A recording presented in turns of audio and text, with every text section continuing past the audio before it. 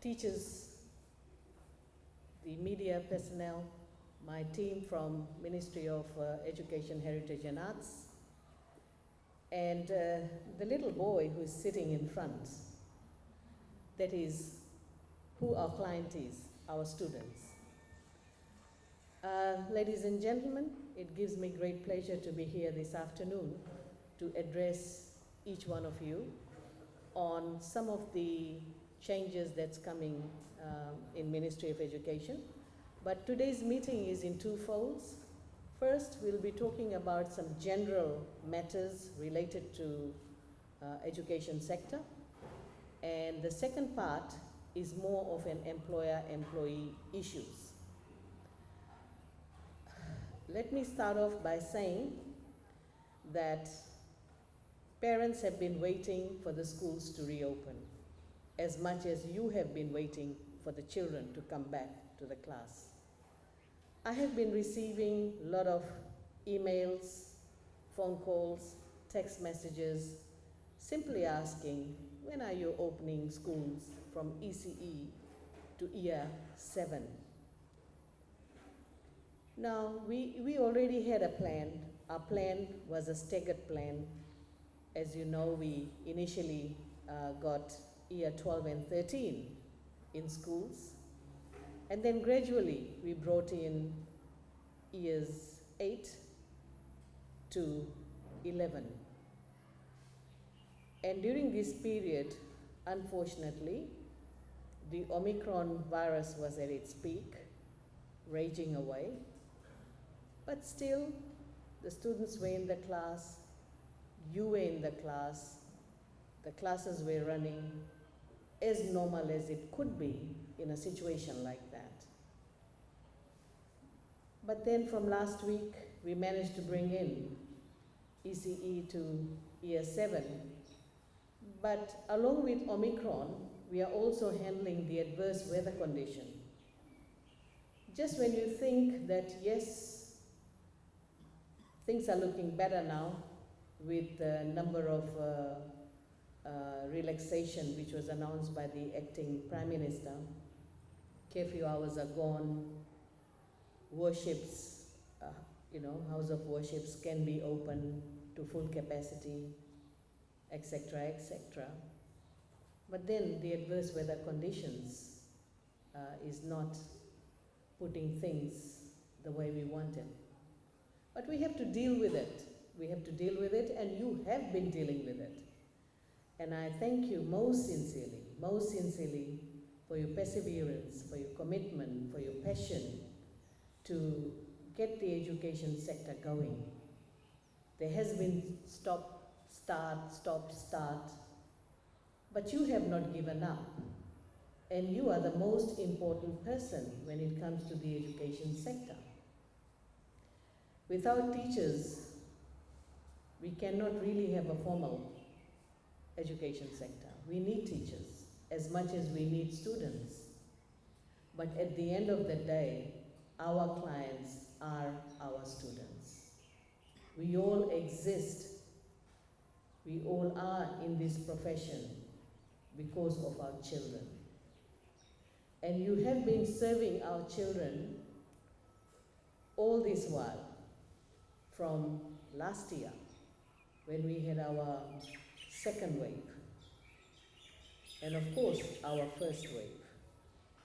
And you have been really, I would say that you enabled the teaching to continue, whether it was through worksheets, whether it was through Zoom, whether it was simply a phone call, or emails, etc., etc. Some of you were even using Moodle. So you managed to be in touch with the students, and we appreciate that. Thank you for doing it. Because if you had not done that, the learning lost for this group of students would have been enormous. As it is, learning is lost. As much as we're going to try to recover that, it would be extremely hard But we have got our strategy in place. That's why we created Term 4. Term 4 is mainly to wrap up the school year for 2021. And that is by going through all the revision, understanding the students' need, where the gaps are, and wherever you find the knowledge gaps, that's when you'll be able to recommend to the next set of teachers who will take these students in the new school year. And that is important to do. I know that some schools will be having their assessment soon, and please continue with that. Continue with that. But let me talk about the things that I saw this week and last week. I saw teachers being so creative, so loving, so caring towards their children. You have to believe this. No matter what happens in each school, it is through my district and divisional staff that they're able to send pictures. And I get information on real time. Whether there is a flood, students are stranded because the bus did not turn up, or the way you have decorated the classroom to welcome the students. And thank you so much for doing that, because that's what we need for our children.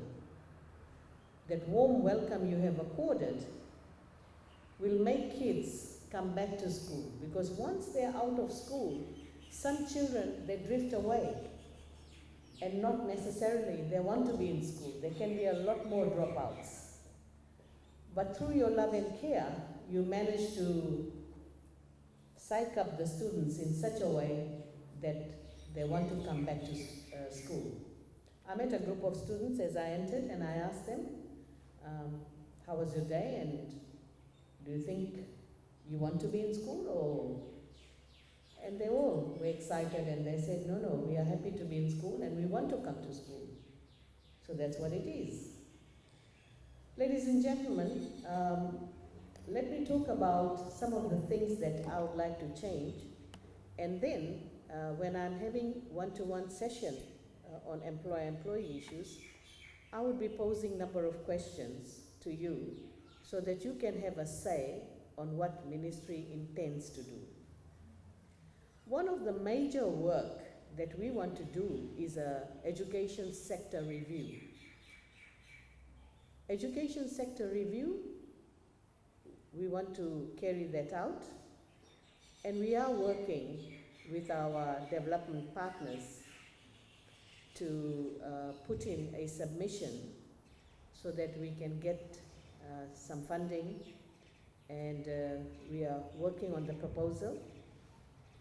And as soon as all that is ironed out, we'll be starting our education sector review, where there will be a team appointed who will be meeting different stakeholders to get their views and vision of how education should be run in Fiji.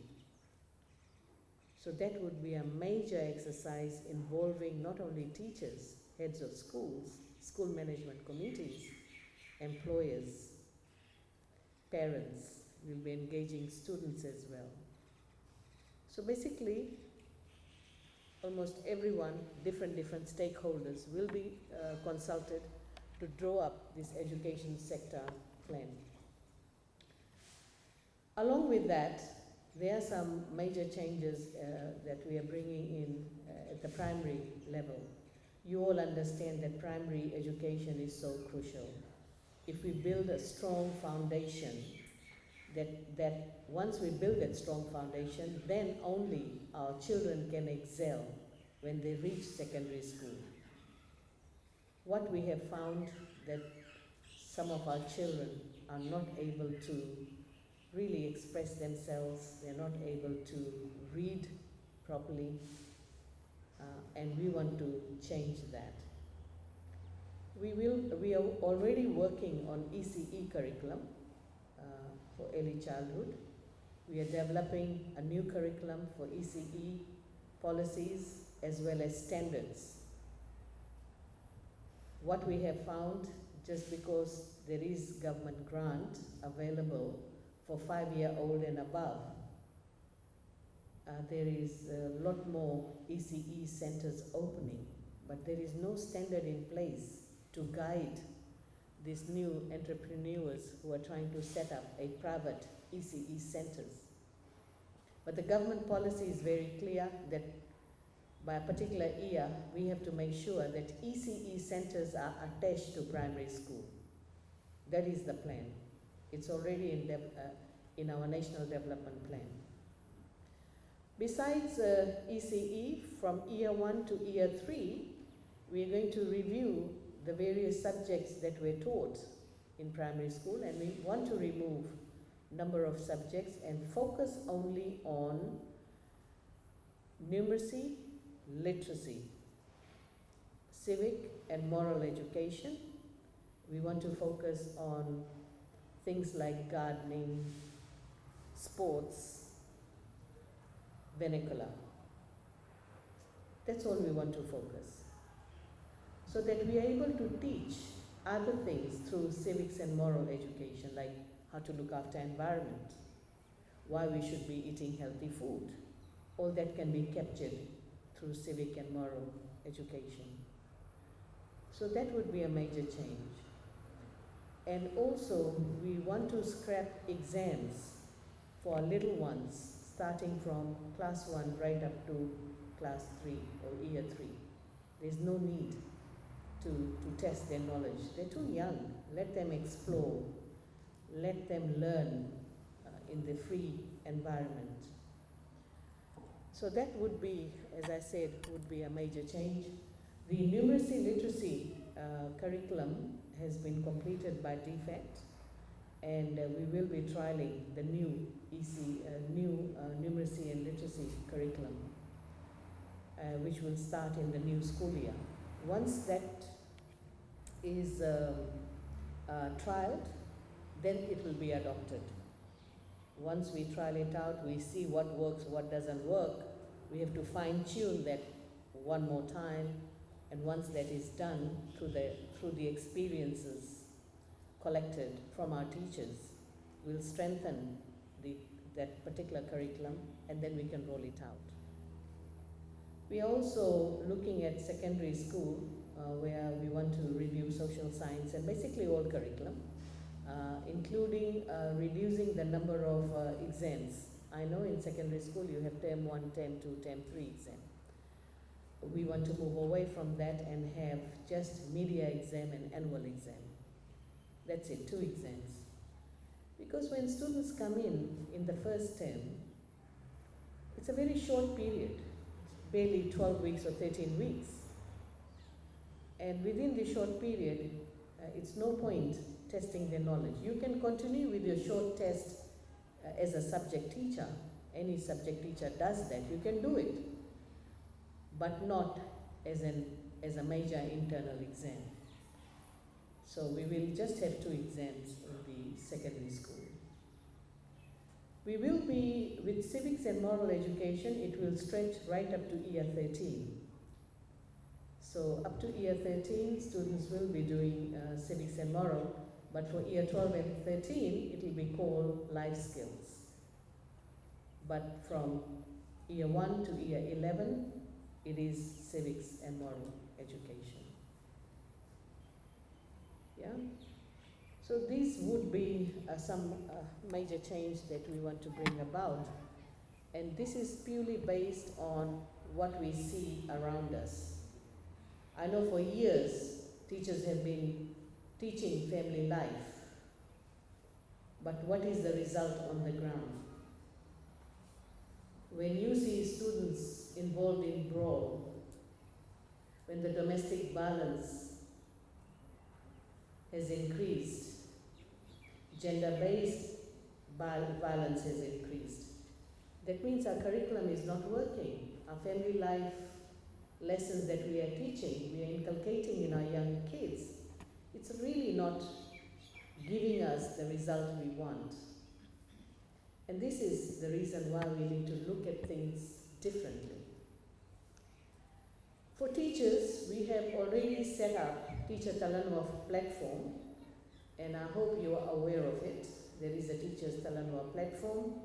We have got Ministry's website. Ministry's website has a place, a section which is called eHub, or we call it Learning eHub. So that Learning Hub is the place where you can go to get the resources that you want to use. Right? It's a very important place to be, and you can actually download a number of resources that you can use in the school environment. Teachers Talanoa platform is more for a professional communication. If you want to communicate on lesson plan, if you want to communicate on a subject, say for example, if there are errors or you feel it needs to be strengthened, or you feel, how do I teach this? That's where you can communicate with Ministry of Education, and we have a team who looks after Teachers Talanoa platform, and they'll be able to seek responses and they will get back to you. But one of the benefits of Teacher Talanoa platform is where you can communicate with one another. Teachers can communicate amongst themselves. So if you have a difficulty, you can talk to one another and sort it out. This is purely from teaching and learning perspective. Then we are planning to launch Teacher Helpline, and I intend to do that by next week. On Friday, I will be briefed on the Teacher Helpline. Teacher Helpline will be purely one-to-one communication that the teachers can have with the ministry, whether it's to do with your employment issues, or whether you have some grievances in school, you can raise it through that platform, or if there is something else that you want to tell us about your employment, anything, you can contact ministry and we'll be able to address that. Currently what happens, the teachers, they communicate directly with HR. And when you are just making a phone call, picking up and making a phone call, it is left to that person to respond. Sometimes they do, sometimes they don't, and you get frustrated. So we want to have a cleaner system that you raise your concerns only through Teacher Helpline, that gets recorded. There are people in charge to make sure that you get your response.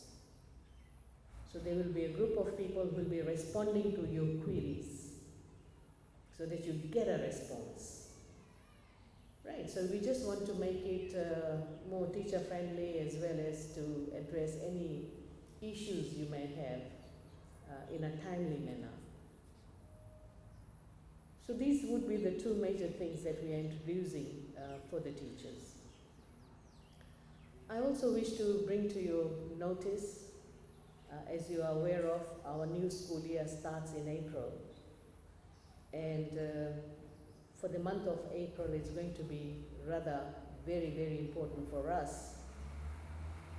That would be the first time we will be starting a whole new year for our children.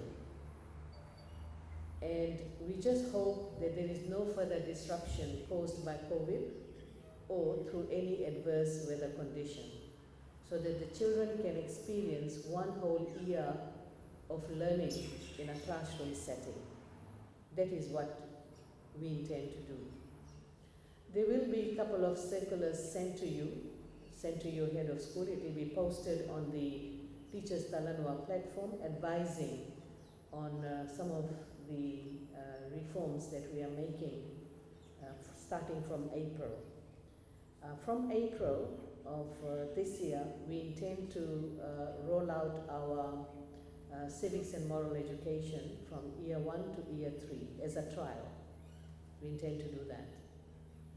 And few other things that we are planning to roll out, we will notify you on that. Ladies and gentlemen, I also wish to bring to your notice that Teaching has changed, whether we accept it or not. And teaching must change with time. Teaching got to change with time. We all have children. We all know our children are tech savvy. They have all the information in the world in the palm of their hand when they're holding their smart phones. And when they have access to internet, they can access knowledge. They can access information. They can access anything they like. Gone are the days when internet was not there. Then we had to be in the library searching books, journals, etc. for information. So you can see how education has changed over a period of time. And if education has changed, we cannot be teaching our children in the same old style, which is chalk and talk. We need to move away from that. And we are going to start with the e-learning resource building exercise. We have recruited our e-learning director, and this director's main responsibility is to carry out a survey of all schools to find out whether schools are connected to internet or not, whether internet is good, or very poor, or none. So we'll do this exercise. And then we will be also looking at whether the schools have, whether they have invested in computers, whether they have invested in smart TVs, whether they have invested in other electronic devices. And we are going to then come up with some strategies. How do we deal with schools that don't have internet but they have electricity? Just electricity, which means you can show things from a television, smart TV, where you can have information on your flash drive, on the stick, and you can put the stick in and children can see it on the TV. So you need to be creative. You need to be creative. You need to start thinking how you're going to develop your lesson plan.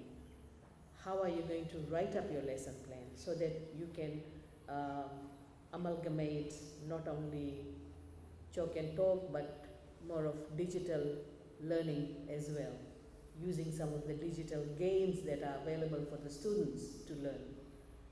But we will compile a lot more information for you, and we expect teachers to use that in the classroom. And that would be the game changer. That will be the game changer, because then we are in line with the students' needs. We are in line with what is happening globally. And above all, we'll be able to keep our children motivated. And that is very important, that we should and we must keep our children motivated so that they learn in school. And they don't just come to school because they have to be in school, the parents have sent them to school. But how do we drive our children to learnings? The last thing I want to talk about is the fact that schools have become too exam-centric. Everything is about exam, exam, exam. Am I right? And I sometimes feel that as teachers, we have only one ultimate goal, and that is to make sure that all our children reach university. Is that so? But we know that our children are different. They are different. Some are very good with skills. They're very good in doing other things than really reading a book. So how do we create a conducive environment for those children? And this is, again, we need to consider it when we are in a classroom. we need to not only produce doctors, lawyers, nurses, teachers, engineers, but we also need to produce plumbers, electricians, carpenters, commercial farmers, and so forth. And we also need to produce a lot more entertainers. Remember, we are running, our tourism industry is pretty big. 40% of our GDP comes from the tourism sector. And entertainment area is one area that we have not tapped very well. And we need to tap and see those talents in our children and encourage them.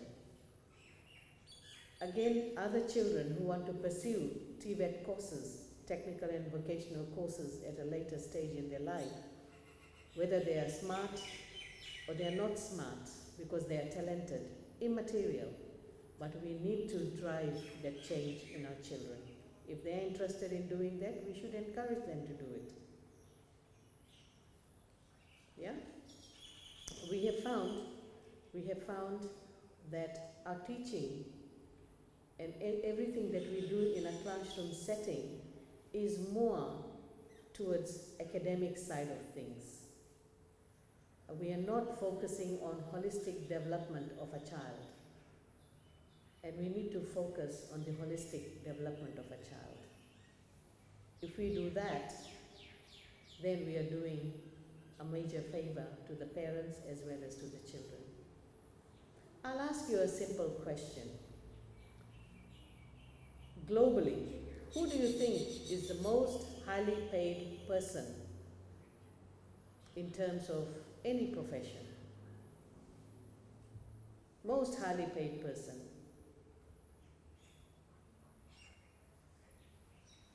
You will agree with me, it's Bollywood and Hollywood stars. Am I right? And then the next group would be sports people.